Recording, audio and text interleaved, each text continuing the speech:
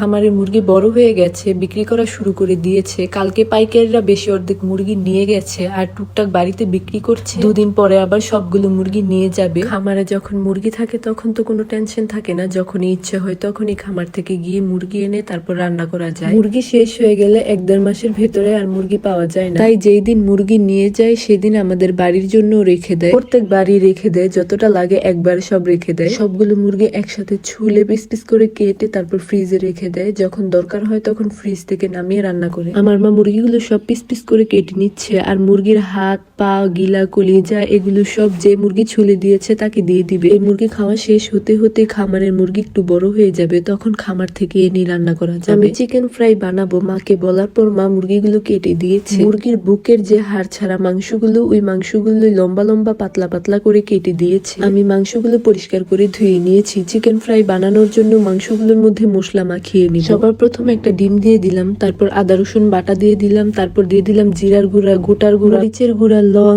এলাচ, দারচিনি এগুলোর গুঁড়া, সয়া সস আর এক টুকরা লেবুর রস, সাথে মুরগির যে মশলা আলাদা কিনতে পাওয়া যায় সেই মশলাটা আর পরিমাণ মতো লবণ। চাইলে এখানে কাঁচামরিচ বাটা বা বোম্বাই মরিচ বাটা দেওয়া যেত, আমি দেইনি। মশলাগুলো সব দেওয়ার পর মাংসের সাথে মশলাগুলো ভালো করে মেখে নিচ্ছি। আমার কাছে তো মাংসগুলো মাখতে খুবই ভালো লাগছিল, হাড় ছাড়া মাংস সুন্দরভাবে মাখানো যাচ্ছিল। এর আগে কখনোই আমি ছোট ছোট করে মাংস কেটে চিকেন ফ্রাই বানাইনি, আজকেই প্রথম। সবসময় বড় বড় করে কেটে এরকমই মশলা মাখিয়ে বানিয়েছি। মাংসের সাথে ভালো করে মশলাটা মাখিয়ে এখন একটা প্লেট দিয়ে ঢেকে দিচ্ছি। 1-1.5 ঘন্টা মুরগির সাথে মশলাটা ভালো মতো মাখিয়ে রেখে দিয়েছিলাম। এখন একটা বাটিতে 1 কাপের মতো ময়দা দিয়ে দিচ্ছি। মাংস যতটুক তার পরিমাণ করে আমি ময়দা দিয়েছি। ময়দার 3 ভাগের 1 ভাগ কর্নফ্লাওয়ার দিয়ে দিলাম। কর্নফ্লাওয়ার দিয়ে ময়দা আর কর্নফ্লাওয়ার ভালোভাবে মিশিয়ে নিচ্ছি। মাংসগুলোকেও আরেকটু ভালোভাবে মেখে নিচ্ছি। তারপর মাংসগুলোর মধ্যে কর্নফ্লাওয়ার আর ময়দাগুলো অল্প অল্প করে দিয়ে আস্তে আস্তে করে মেখে নিচ্ছি। অল্প অল্প করে চারপাশে ছিটিয়ে দিয়ে হালকাভাবে মেখে নিচ্ছি। একবারে ময়দা আর কর্নফ্লাওয়ার সবকিছু ঢেলে দিয়ে দিলে মাখার পর দলা দলা হয়ে যাবে, তাই অল্প অল্প করে কর্নফ্লাওয়ার আর ময়দা নিয়ে